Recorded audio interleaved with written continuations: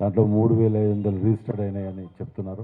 మనం విద్యార్థులు dignity of labour అనే దాని మీద ఆలోచించాలి తప్ప మనము ఒకటి చేసుకుంటూ ఇంకో దానికి ప్రయత్నం చేసుకుంటూ పోవాలి.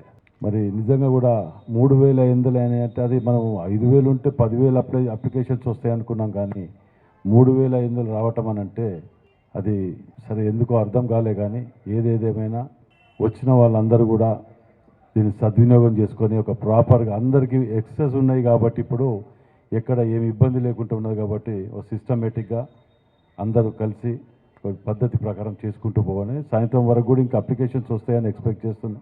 సాయంత్రం వరకు కూడా ఇంకా అప్లికేషన్స్ వస్తే చాలా చాలా సంతోషం.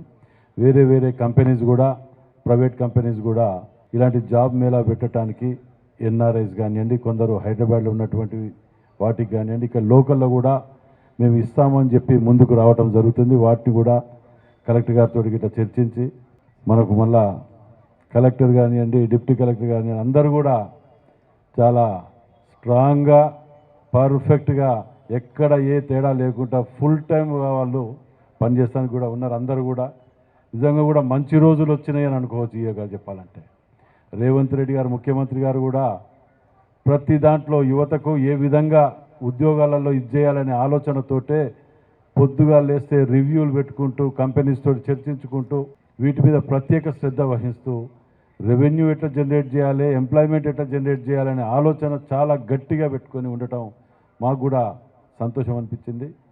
ఏదైనా మీ అందరికీ కూడా ఆల్ ద బెస్ట్ చెప్తూ సెలవు తీసుకుంటాం.